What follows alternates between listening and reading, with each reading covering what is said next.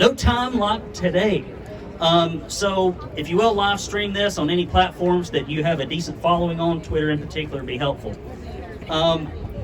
So let's get right into it. If somebody would, as a volunteer, just kind of work your way. We got some papers I want you to take before you leave. If you're not on our news publication, sign up over here at the table.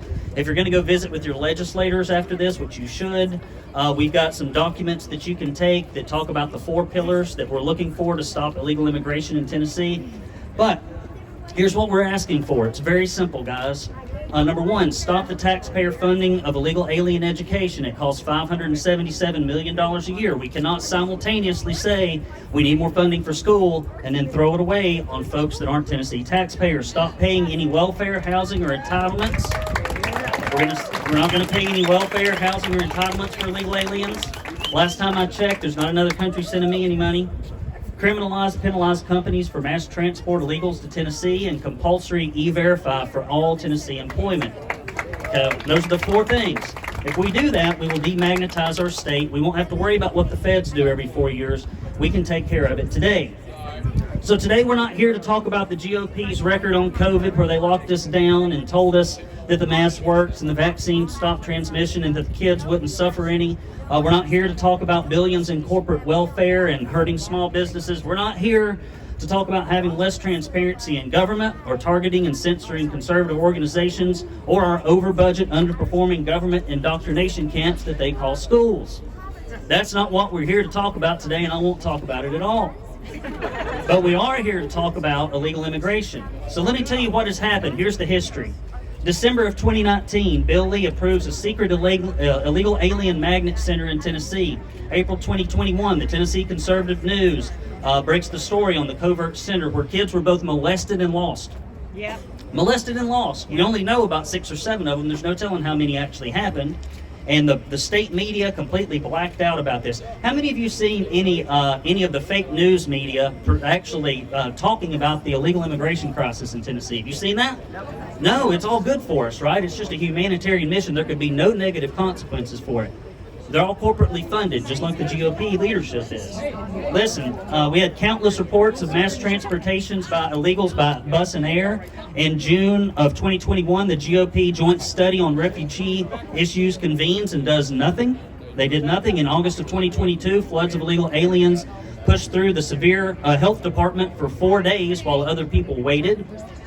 We've had Chattanooga, Tennessee is authorized as a pit stop for illegal aliens in August of 2022.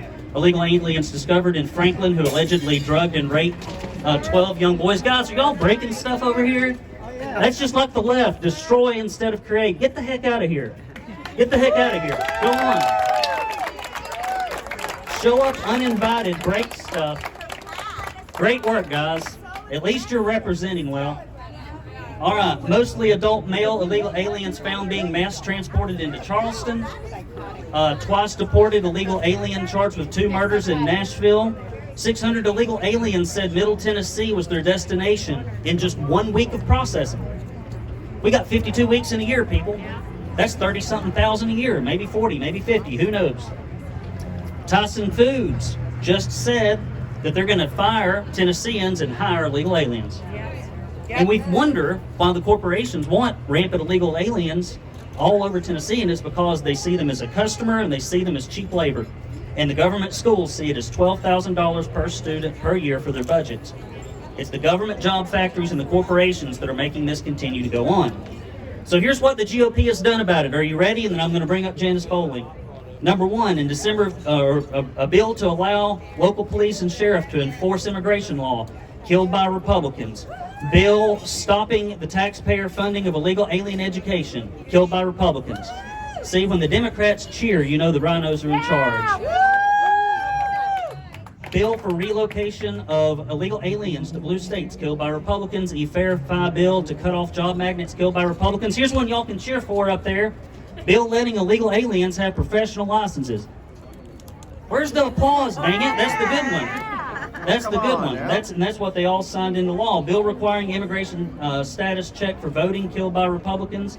A bill introduced by Dale Carr and Frank Nicely to weaken illegal immigration standards for hiring was withdrawn after our reporting.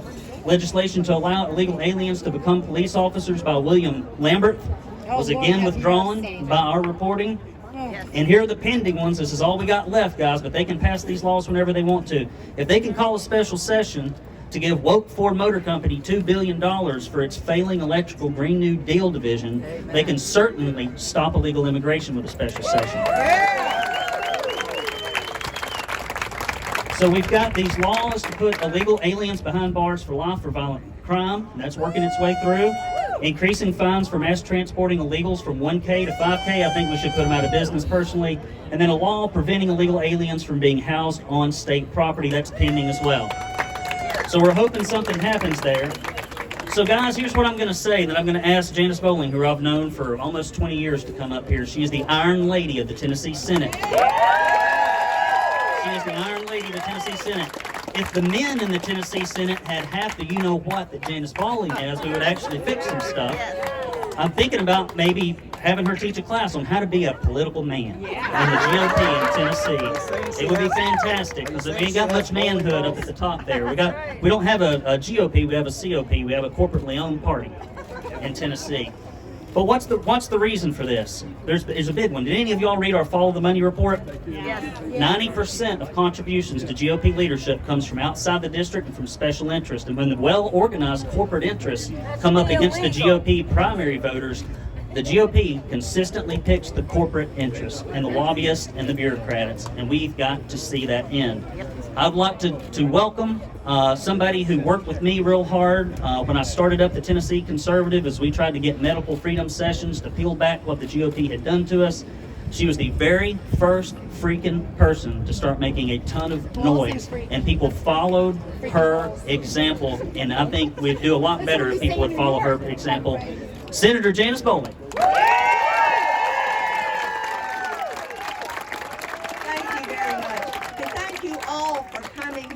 It's a beautiful day God's provided, but I'll tell you what, it takes the power of the people to come and to be willing to stand and listen. And I'm going to share with you what maybe these people behind me aren't interested in hearing, but there was something that I think every one of you should know.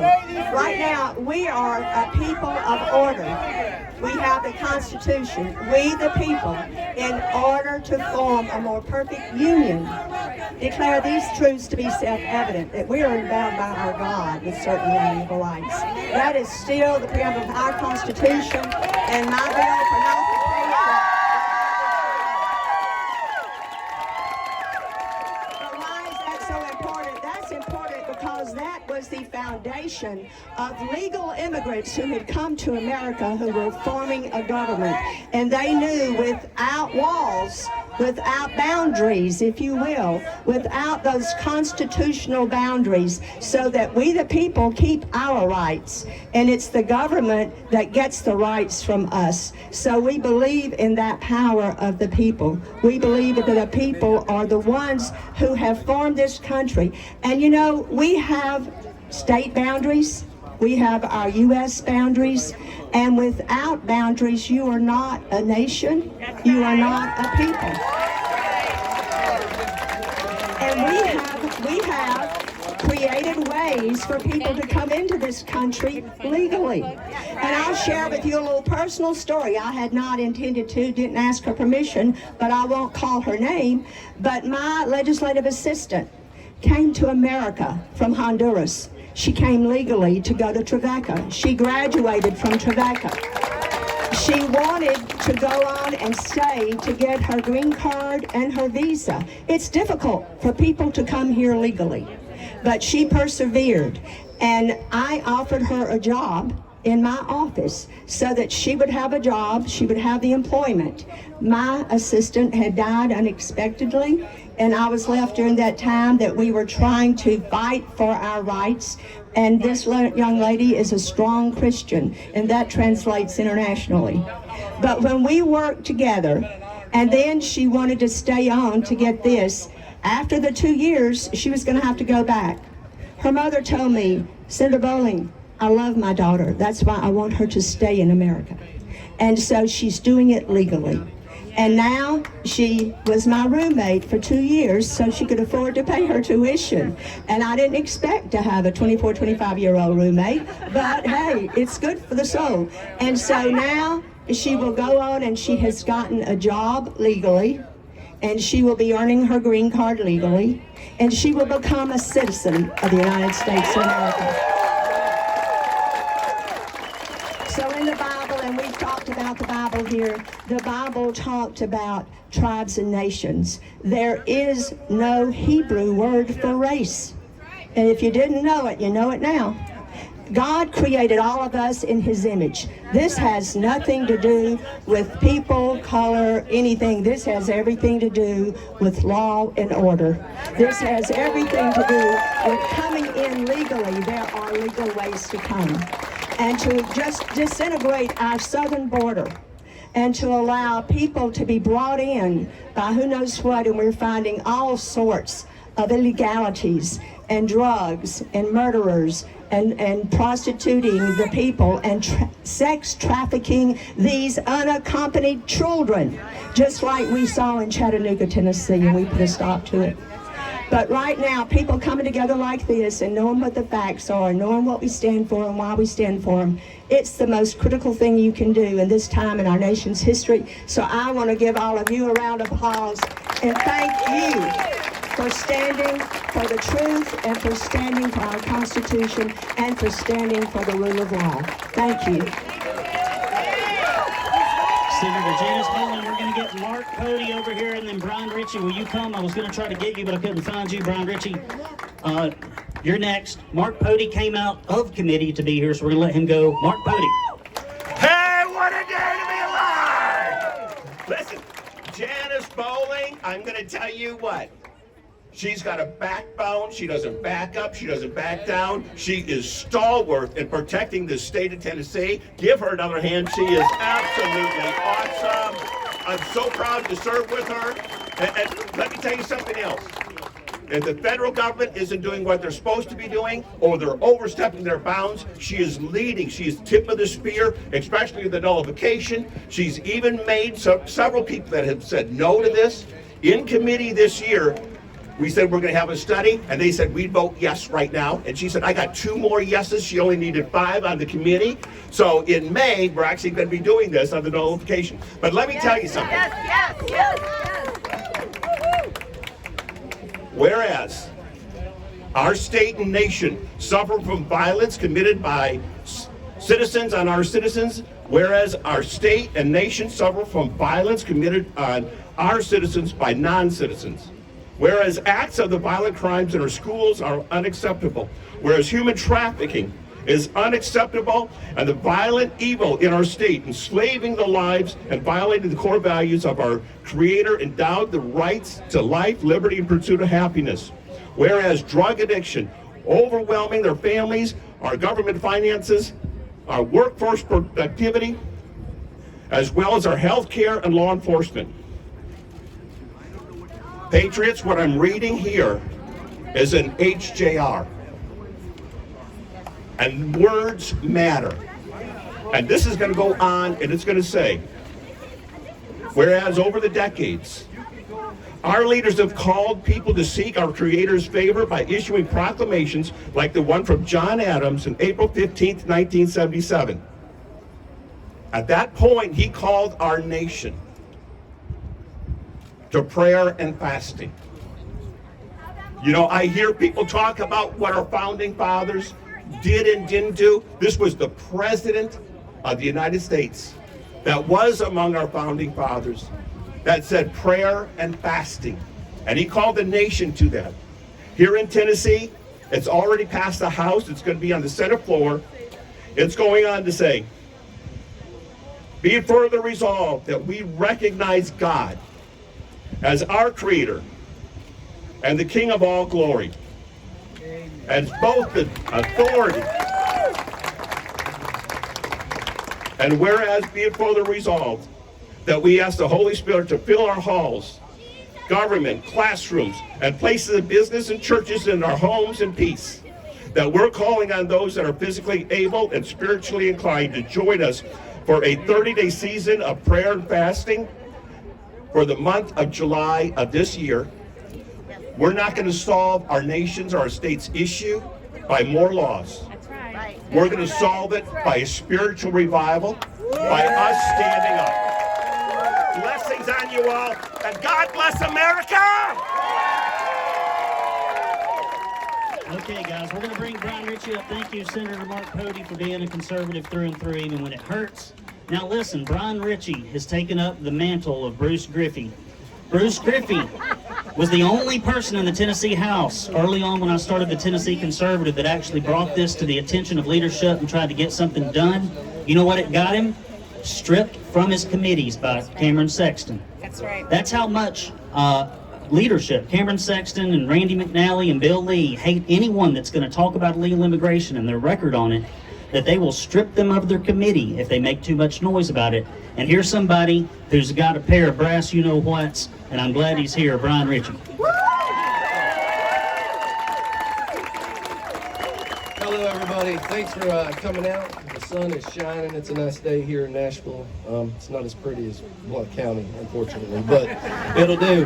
Hey, immigration is something that we all are in favor of when it's done through the proper channels. I served honorably in the United States military where we're deployed, and I saw firsthand the amount of narcotics that were coming out of South America. We intercepted 26.2 metric tons of cocaine that was pure and uncut just during one deployment.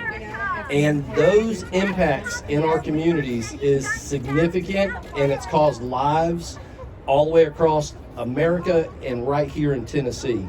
So when folks are following the law, we're a land of immigrants. We welcome immigration. You just have to do it based on what the current laws are. I'm proud to have House Bill 2078 going through the House Committee right now, and what that bill will end up doing is currently in TCA, it is illegal for somebody to transport somebody, sorry about that.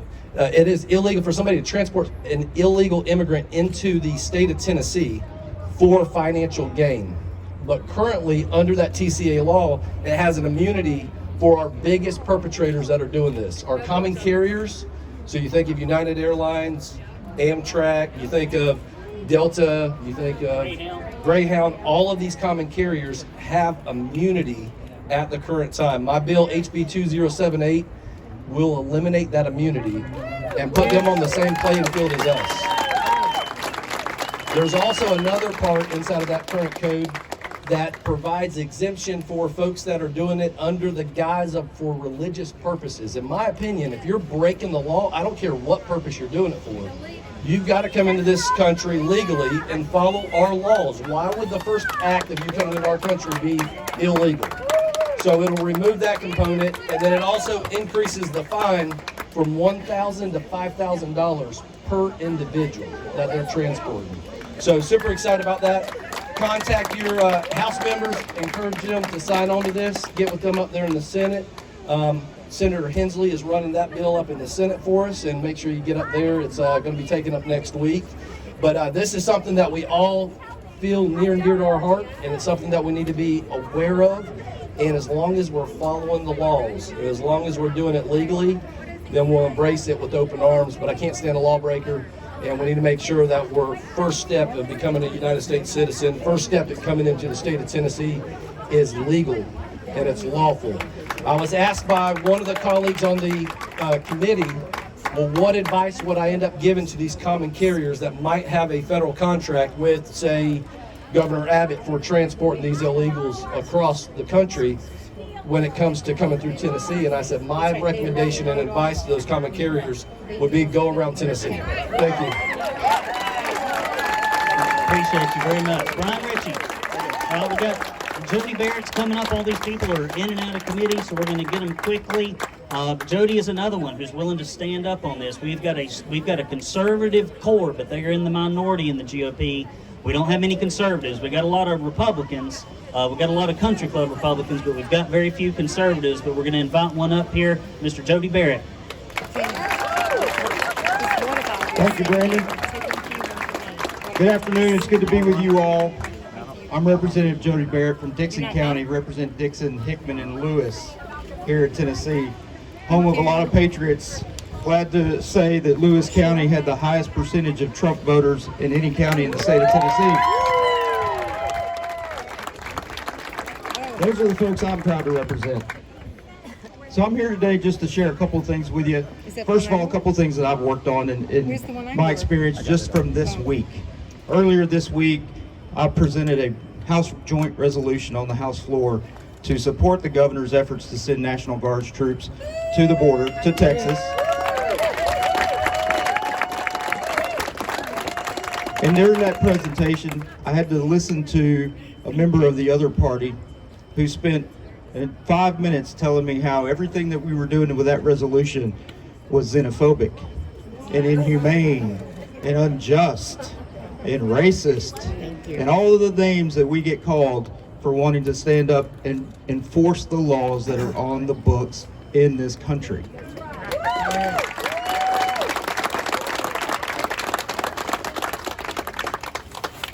And when we was finally done, I had an opportunity to respond, and I told him, you know what? He called it a humanitarian crisis. He didn't like the fact that we were militarizing the border. And I said, well, you know what, sir? I agree with you. It is a humanitarian crisis. But the problem is, and the disconnect between you and I, is that we disagree as to what caused that issue. And what caused that issue is President Biden's terrible border policies. Immediately overturning 98 executive orders previously put in place by President Trump, opening the border, making it a sieve for everything possible you could imagine, every horrible thing that could happen, human trafficking, drug trafficking, sex trafficking, crime, all pouring across our borders because this president refuses to do his job.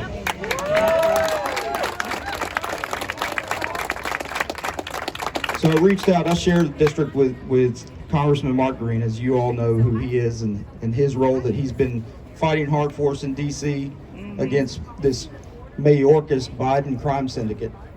And he sent me a couple of stats that I could share with you all that are Tennessee specific. So this may shock some of you. It's estimated that up to 80% of crime in our state right here in Tennessee, 80% is because there's some drug-related nexus. Yeah. An estimated 800 methamphetamine labs are operating at any given time in Tennessee. 800 at any given time. The CDC, now this is the CDC. This is not Jody Barrett making this up. This is not Congressman Green or the Republican caucus. The CDC says overdose deaths among adolescents aged 10 to 19 increased 109% from 2019 to 21. What happened in those 2 years? That's right, Joe Biden. You can say his name. It's not Voldemort. While adolescent deaths involving illicit fentanyl increased 182%, folks. 182%. The harsh reality is, one pill can kill. One pill. And it's ravishing our youth across this country and across this state. Fentanyl is in everything, and all it takes is a tiny speck to kill us. So overall, non-fatal overdoses among children 17 years old and under increased 163% from 2020 to 22 in Tennessee. Again, what changed? That's right. In Davidson County, ranks as the second worst metro for overdose deaths in the country. Wow. Right here. Right here. That's surprising. Tennessee ranks number 5 in overdose deaths. Fentanyl is driving that. And fentanyl is pouring across our border. It all comes back to what's going on at the southern border and the Biden administration's refusal to do their job and enforce the laws that are on the books. That's right.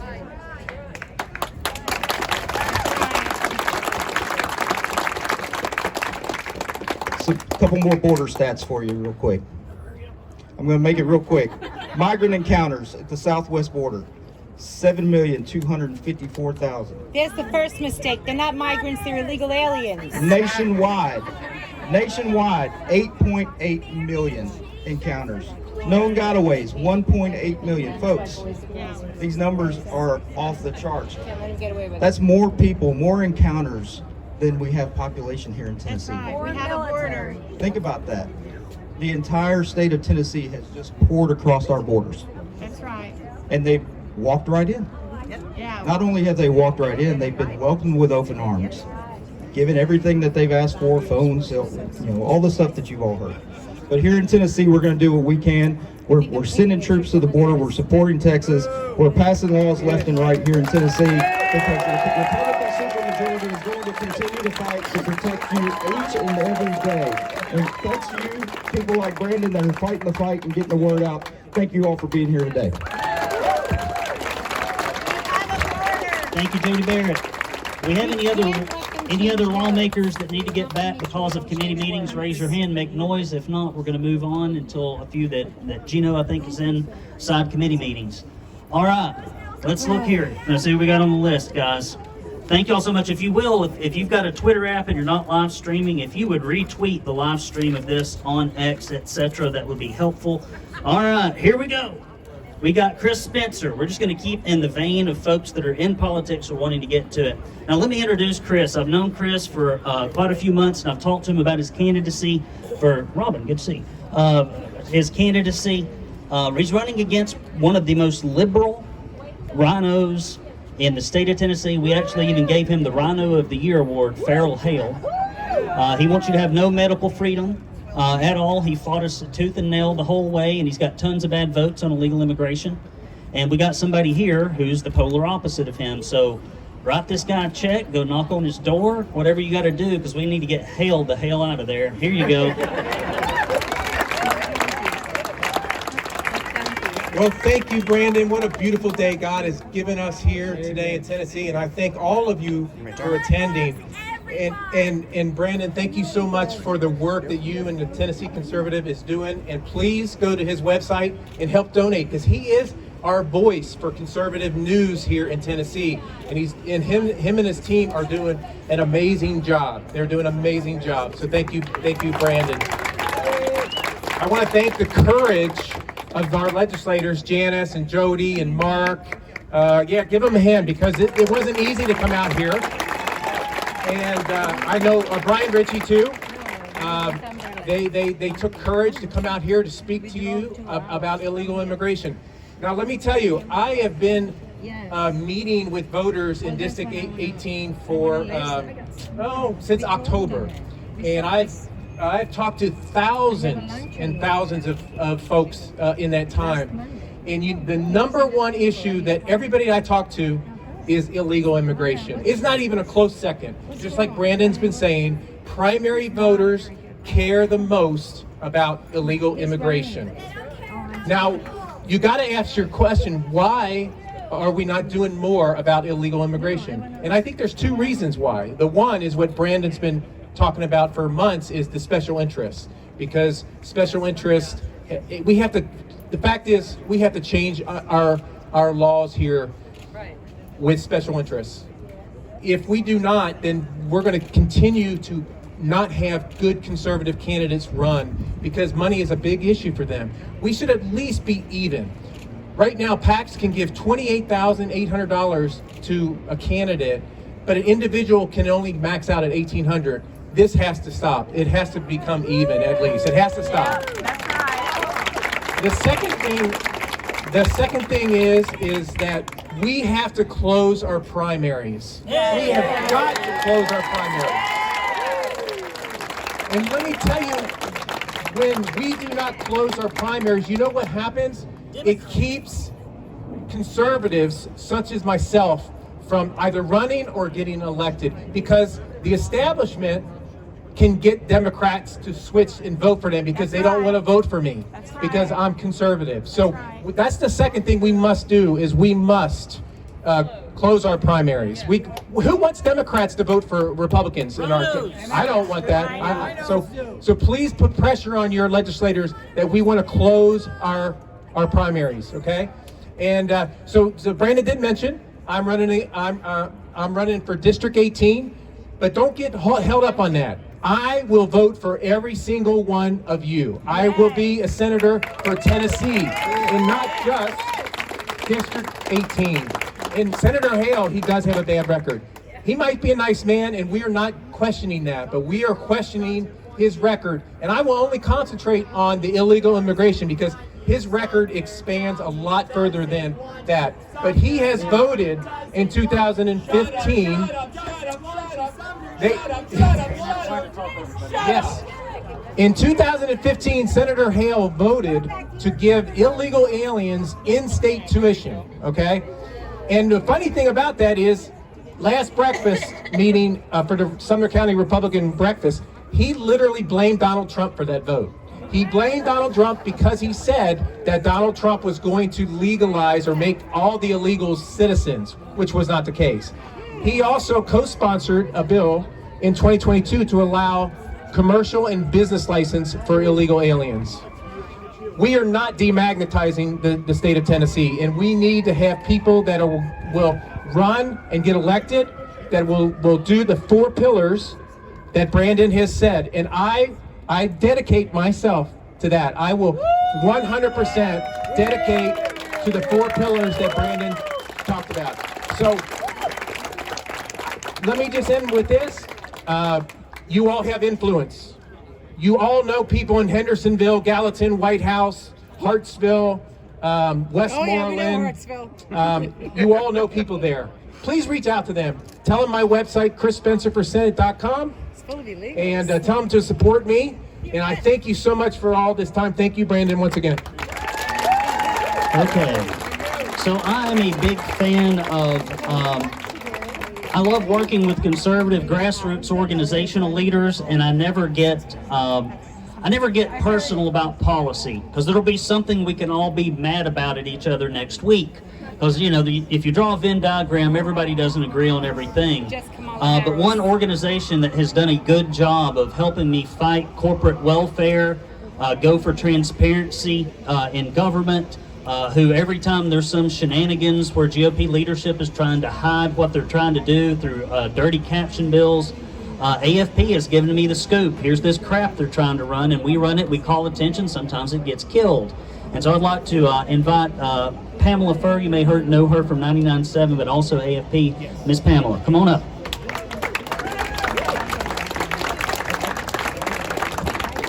Thank you very much.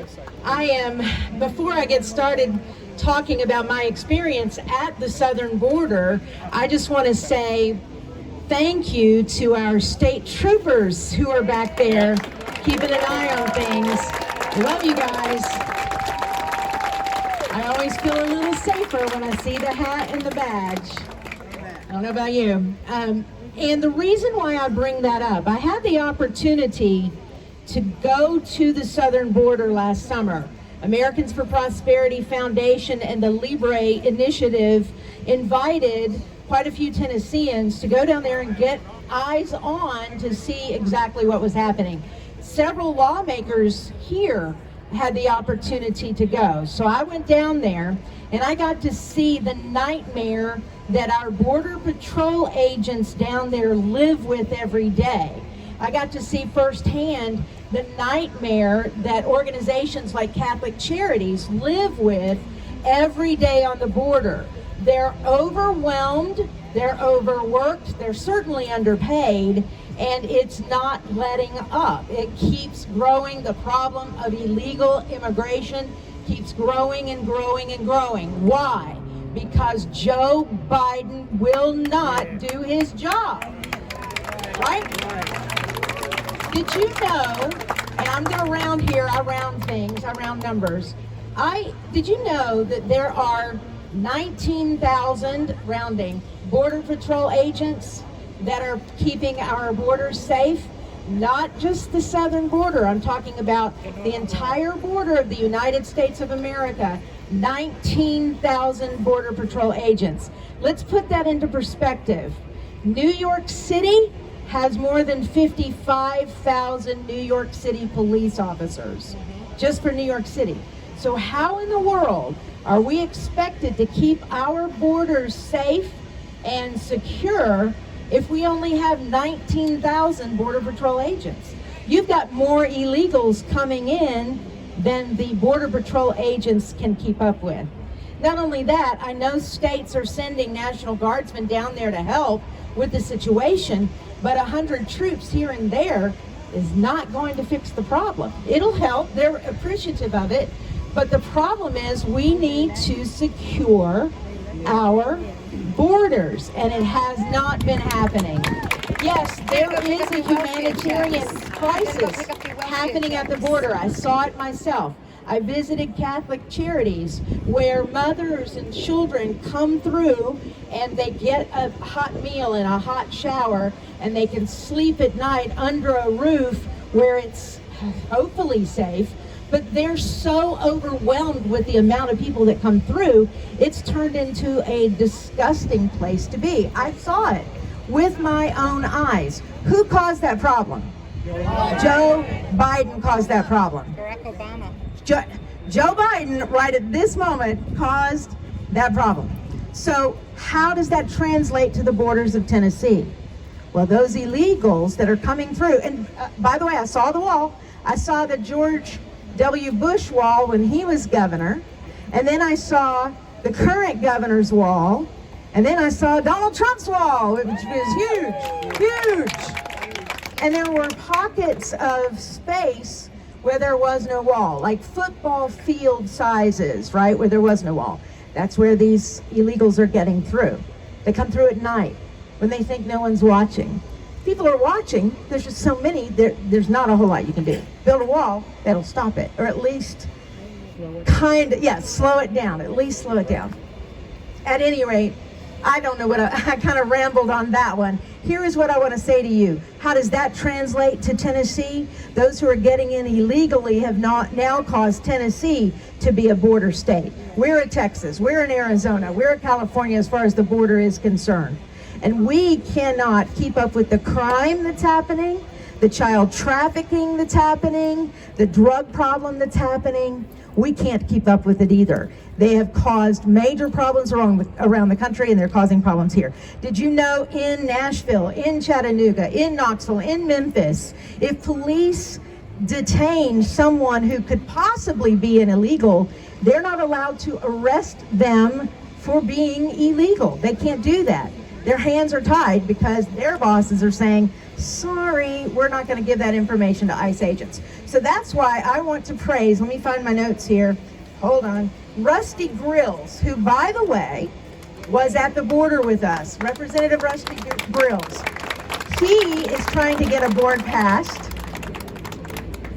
that mandates local law enforcement report undocumented immigrants, I call them illegal aliens, undocumented folks, to federal authorities. Under this legislation, police will be required, not just authorized, but required to communicate with federal officials about the immigration status of any individual they encounter. Good job, Rusty Grills. If you get an opportunity, tell him thank you. Now that's, a Band-Aid. There's a lot of other problems, but at least there are some that are trying to get some things done here in the state of Tennessee. My name is Pamela Furr. I'm a Grassroots Engagement Director for Americans for Prosperity Tennessee. Come find us, come join us as we knock doors across this great state of Tennessee and talk to people like you, people like me, who want something done at the border, who want lower taxes and less government. Thank you so much for the opportunity to be here. Thank you, Pamela. Thank you very much. All right, we're going to have Steve and then Rebecca, if you'll get up in the queue. Steve Abramowitz is a escapee. Most of the folks that I have encountered that move here from other states moved here for a reason. And they tend to be more conservative and awake than your average Tennessean. They really do. We still don't want them to California or Tennessee. We don't want them to. But people leave their old states because they don't like the way they're ran, and we ask them to, not bring their politics here if you can. And Steve is one of the few in the state that actually covers a lot of state and local movers and shakers. When I can't do as many interviews as he does, I do my best with the news publication. So he's one of us, Steve Abramowitz. Thank you, Brandon. Thanks for inviting me. Following Pamela Furr is never fun, but I'm going to do my best. And it's hot, so hopefully you just ignore everything I say and stay cool. All right, here we go. In January of this year, Nashville took a momentous step in recognizing and celebrating its Kurdish community, unveiling a marker that pays homage to their resilience and contributions. For local Kurds, this marker symbolizes a testament to their journey from persecution in their homeland to integration and belonging in Nashville. With approximately 20,000 Kurds calling Nashville home, their story reflects the broader immigration experience in America, characterized by life, liberty, and embracing American citizenship through integration and assimilation. Immigration has long been a cornerstone of the American narrative, enriching the nation's cultural tapestry while fueling economic growth and innovation. Yet, the discourse surrounding immigration is not at all simple. There are myriad social, political, and economic factors that shape public opinion and policy decisions. The Speaker of the House under Reagan, Tip O'Neill, said, "All politics are local. Until the politics of a situation hurts people at the kitchen table, nothing will change." Governors Abbott and DeSantis brilliantly made illegal immigration a local issue by delivering illegals to sanctuary cities by bus for all eyes to see. Local. While there are surely stories of triumph and resilience, the illegal immigration narrative also grapples with sobering realities and urgent challenges. The tragic murder of 2-year-old Jeremy Pau Caceres by an individual with a history of immigration-related issues serves as a stark reminder of the complex intersection between immigration and public safety. The tuberculosis outbreak in Chicago's migrant center is a health issue too.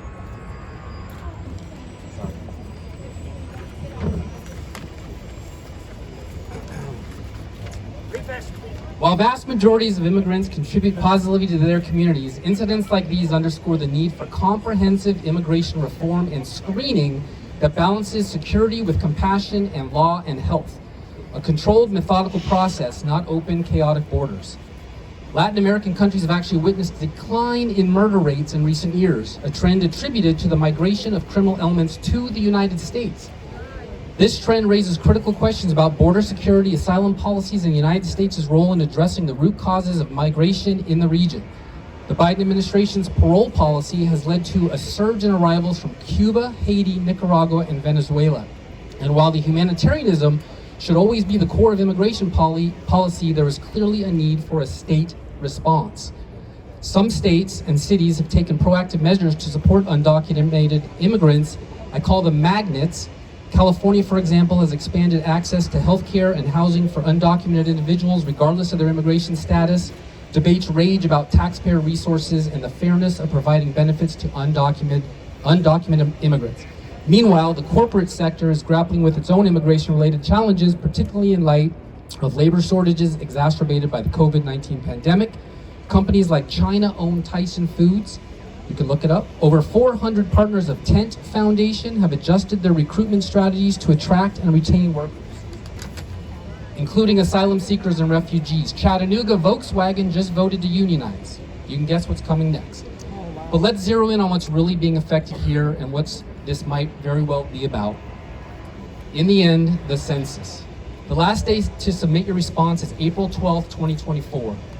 The census matters because it dictates the distribution of the 435 members of the House of Representatives among the states. Remember your high school civics? A larger state population means more seats in the People's House. As millions move from California and New York to Texas, Florida, Tennessee, and Idaho, all red states, their elected power shifts. This is a concern for the blue states. But as citizens head for redder climes, the flood of immigrants to blue sanctuary cities presents an opportunity for blue states with declining populations to offset their numerical losses. The negative consequences of Abbott and DeSantis shipping illegals instead of deporting them out of the country. Our Tennessee Republican Senator Bill Hagerty understands this and is taking on what is beyond question a, quote, sheer power grab, unquote, by the blue states. Senator Hagerty recently tried to legislate the citizenship question through an amendment to the Democrats' new spending bill, excluding non-citizens from census count. Common sense, right? Unfortunately, it failed to pass the Democratic-controlled Senate with all Democrats voting no. Very telling. The vote is eerily similar to the intense debates over slavery at the Continental Convention in 1787, where the modern Democratic Party's forerunners insisted on counting slaves for population numbers, revealing a priority for power over human welfare. It just comes down to this. The Democratic Party's interest lies not in the immigrants' voice or even their lives, but in the numbers they add to the population for their own electoral power. In other words, politics trumps humanity. As a, thank you.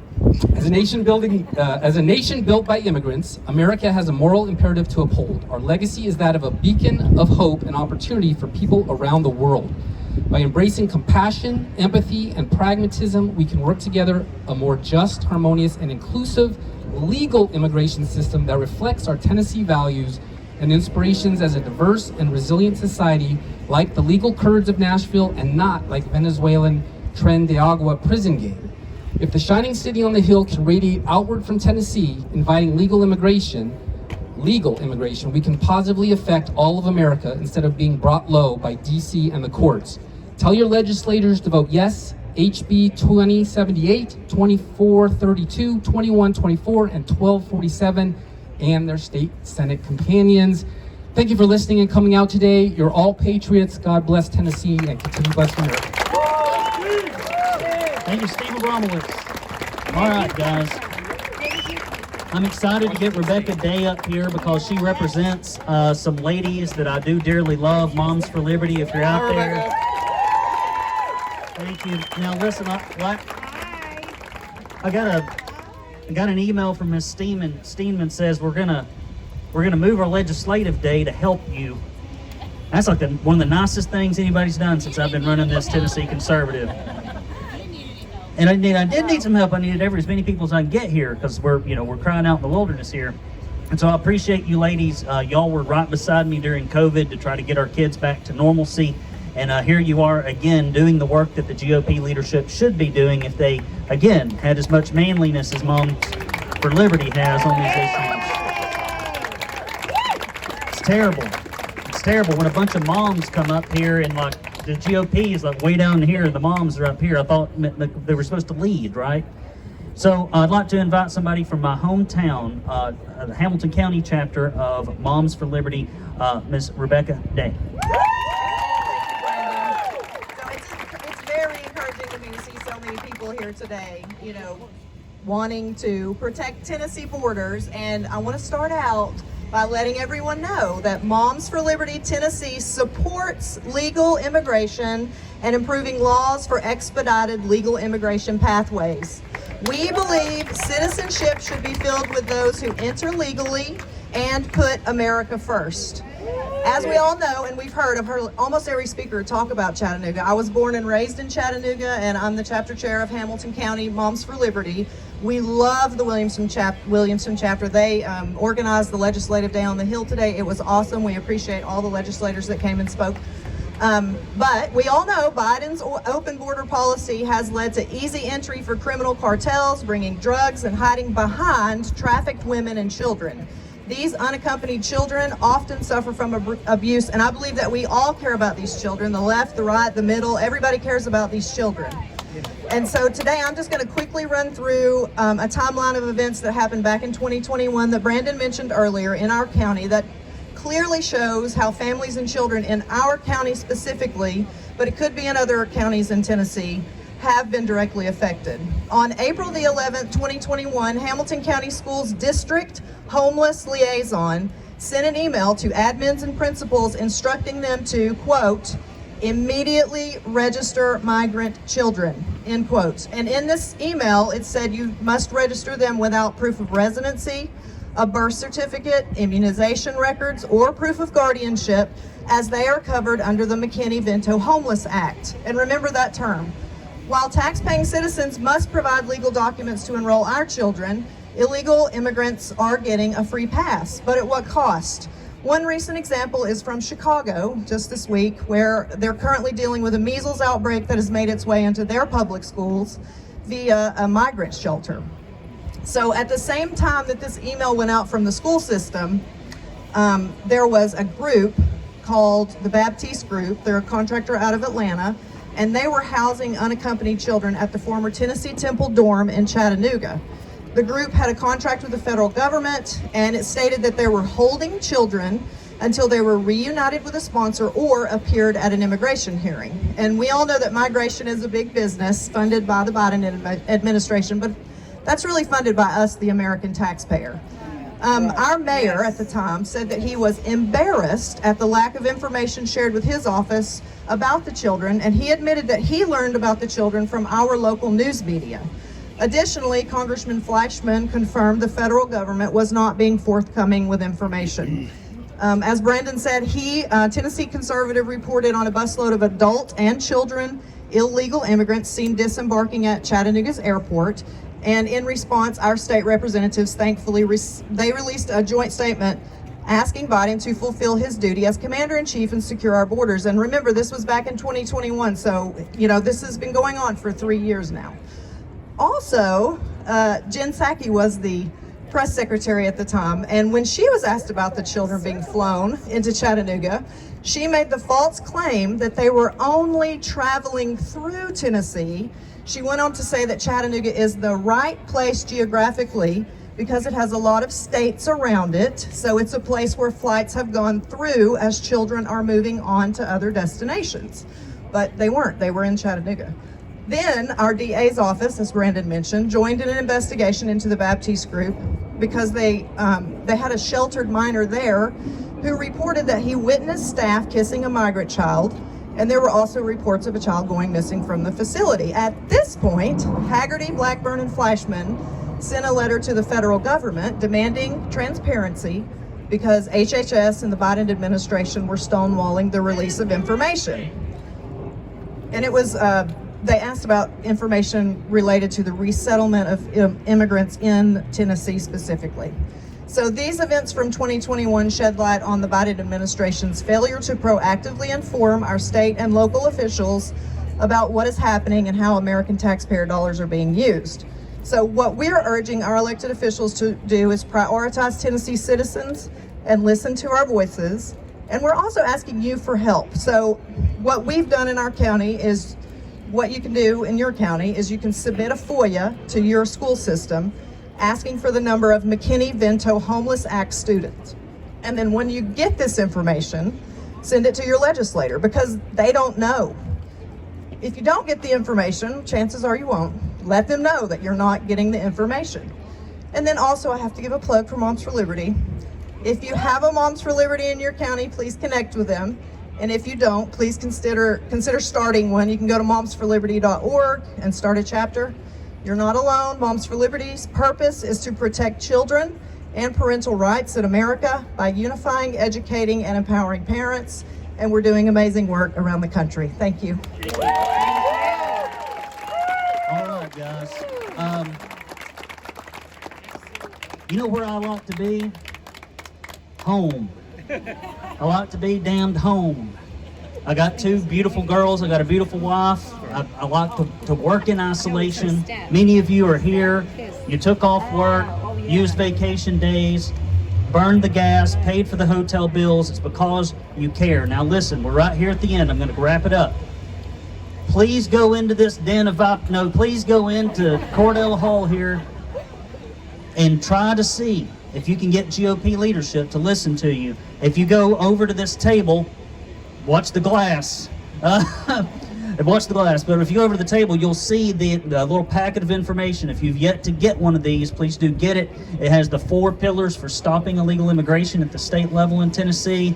If you've not signed up for the Tennessee Conservative News, if you're not on our eNewsletter, you won't get the truth about this stuff from Tennessee's corporately funded mainstream media. Guys, I love you. Thank you for not letting me be alone. I was nervous that I would be, but y'all came up and supported this effort. I appreciate you. God bless you. We'll see you next time.